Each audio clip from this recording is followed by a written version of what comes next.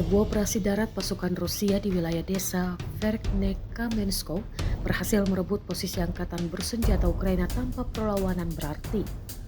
Dalam rekaman yang diunggah di Telegram Senin 4 Agustus 2025, terlihat momen pasukan Rusia mendekati parit pertahanan Ukraina dan memaksa para tentara keluar dari persembunyian.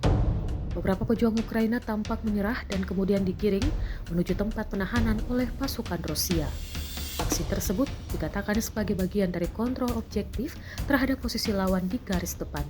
Operasi ini dinilai sebagai keberhasilan taktis tanpa harus melakukan kontak tembak intensif.